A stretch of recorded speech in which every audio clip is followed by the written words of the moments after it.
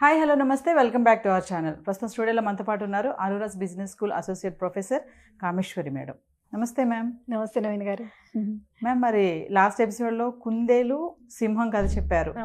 శారీరక బలం కంటే మన జ్ఞాన బలం చాలా ఎక్కువైంది అని చెప్పేసి, మరి ఈరోజు ఏం కథ వచ్చారు? ఈరోజు స్కూల్కి వెళ్ళే పిల్లలు ఒకటి రెండు ముందు మనం చిన్నపిల్లలకే చెప్పుకుంటూ వదలాలి. ఇంతకుముందు ఆకలితో ఉండకూడదని చెప్పుకున్నాము. అలాగే ఇప్పుడు స్కూల్కి వెళ్ళే పిల్లలు, వీళ్ళకి ముఖ్యంగా వచ్చే సమస్య ఏంటి అంటే ఎలిమెంటరీ స్కూల్ ఏజ్ అనమాట. వీళ్ళకి వచ్చే ముఖ్య సమస్య ఏంటి అంటే హోంవర్క్. స్కూల్కి వెళ్తారు, ఎలాగో బాగానే ఉంటుంది, అక్కడ పిల్లలందరూ ఉంటారు, ఆడుకుంటారు, వచ్చేస్తారు, చాలా హ్యాపీగా ఉంటారు. వచ్చిన తర్వాత సమస్య అంతా ఏంటంటే హోంవర్క్ అనేది పెద్ద సమస్య. అవునా? హోంవర్క్ చెయ్యరు, అది అసలు కొండంత భారం వాళ్ళకి.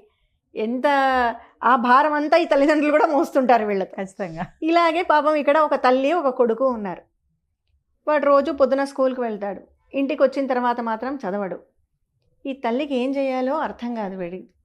సరే, పరీక్షలు వచ్చాయి, ఎగ్జామ్స్ రాశాడు, అన్నిట్లో చాలా పెద్ద పెద్ద రౌండ్లు వచ్చాయి, సున్నాలు వచ్చాయి, గుండు సున్నా, పెద్ద పెద్ద గుండు సున్నాలు వస్తే మాత్రం మళ్ళీ బాధే. సున్నాలు రాకూడదు, పక్కన ఒకట్లు రావాలని, అవి రాదు కదా, పుట్టి సున్నాలే ఉన్నాయి. ఇంకా ఈ తల్లికి ఏం చేయాలో తెలియదు. చదువుకోరా అంటే వినడు, బయటికి వెళ్ళి ఆటలు. సో ఏం చేయాలో తెలియట్లే. అందులో ఇప్పుడు పిల్లవాడు కాదు వీడు, కొంచెం పాతకాలం పిల్లాడు అనమాట. అప్పుడు పాపం ఏమున్నాయి, ఇంతసేపు స్కూలు, బయట ఆటలు, ఇవే పిల్లలకంతా. సరే, ఈవిడేం చేసింది, నాన్న తర్వాత వాడికి కూడా బాధ చేసింది అనమాట. ఏంటమ్మా నాకు రావట్లేదు, నేను స్కూల్కి వెళ్తూనే ఉన్నా కదా, మరి నాకు ఎందుకు మార్కులు రావట్లేదు అని బాధపడతాడు. అయితే వాళ్ళ అమ్మ చెప్తుంది, ఒరే నేను నీకు ఒక మాట చెప్తాను, మన వీధి చివరిలో ఒక ఆంజనేయ స్వామి గుడి ఉంది, అక్కడ చిన్న బాలాంజనేయ స్వామి ఉన్నాడు గుడిలో, నువ్వు వెళ్ళి ఆ ఆంజనేయ స్వామిని అడుగు, సరేనా? ఆ ఆంజనేయ స్వామి నీకు హెల్ప్ చేస్తాడు, ఆయన పిల్లలందరికీ హెల్ప్ చేస్తాడని విన్నా నేను. నువ్వు ఆయన్ను కానీ పోయి మొక్కావనుకో, ఖచ్చితంగా నీకు ఎగ్జామ్స్లో ఆయన హెల్ప్ చేస్తాడు, నీకు మంచి మార్కులు వస్తాయంటుంది. అవునా అమ్మా అంటాడు.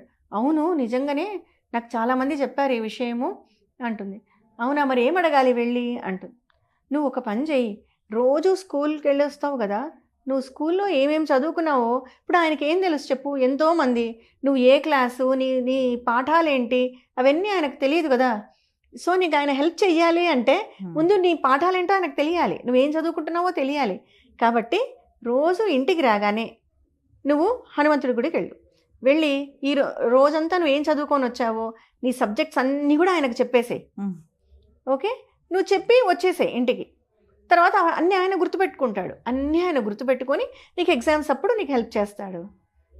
అవునా అమ్మ, సరే ఇదేదో బాగుంది అనుకుంటాడు.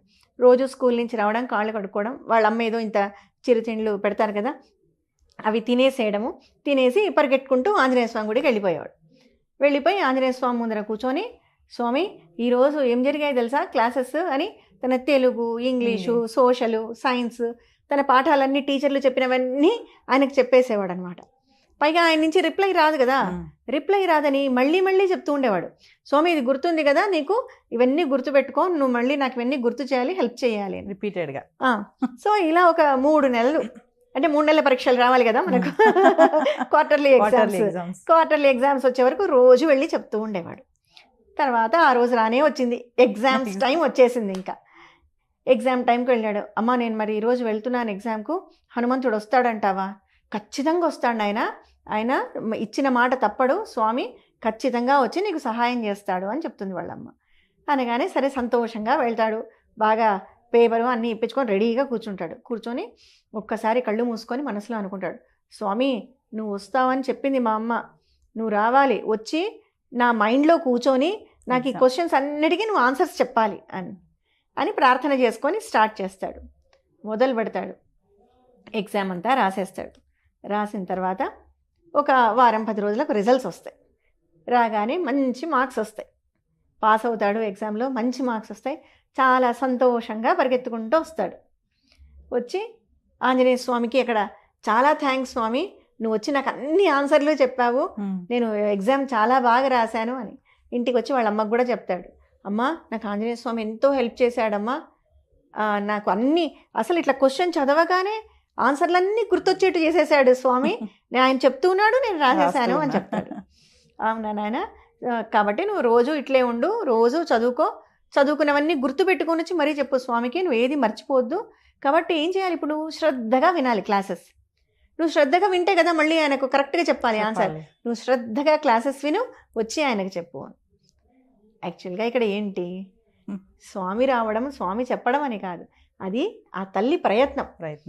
ఇంట్లో కూర్చొని హోంవర్క్ చేయి, వల్ల వేసుకో, పొద్దున జరిగిన క్లాసెస్ అంటే వినడు. అదే ఎప్పుడైతే ఆ శ్రద్ధతో వెళ్ళి స్వామికి చెప్పాడో, అక్కడ శ్రద్ధగా విన్నాడు, సాయంత్రం వచ్చి వల్ల వేశాడు ఆ పాఠాన్ని అంతా కూడా. దానివల్ల అదంతా అతనికి గుర్తుండిపోయి ఎగ్జామ్స్ అన్నీ పర్ఫెక్ట్గా రాసేసాడు. అంటే చూడండి, ఒక చిన్న విషయం ఇది.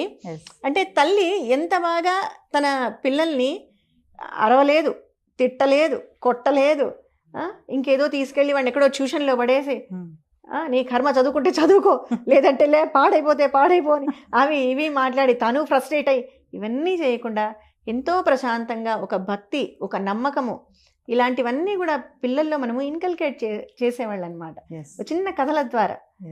ఈ కథలో మనకి కాన్సన్ట్రేషన్ నేర్పించింది వాళ్ళ అమ్మ, అటువైపు మళ్ళీ దైవికంగా భక్తి, శ్రద్ధ, నమ్మకము. ఒక కథలో ఇన్ని నీతులు ఉన్నాయి మేడం. దానివల్ల తెలియకుండా కొంతకాలం తర్వాత ఏమైపోయింది, అతనికి ఆ పాఠాలు వినడం అనేది ఇప్పుడు తను బరువుగా ఫీల్ అవ్వట్లేదు. అబ్బాయి తన బాధ్యతగా ఫీల్ అవుతున్నాడు. ఎందుకంటే నేను తను మళ్ళీ వచ్చి ఇంకొకరికి చెప్పాలి కాబట్టి, చెప్పాలి, వాళ్ళు మళ్ళీ హెల్ప్ చేయాలి, చెప్పకపోతే హెల్ప్ చేయరేమో అని. సో ఆ ప్రాసెస్ అంతా అలా అలవాటు చేసేసరికి తర్వాత ఆ అబ్బాయి మంచి వృద్ధిలోకి వచ్చాడు, పెరిగి పెద్దవాడయ్యాడు.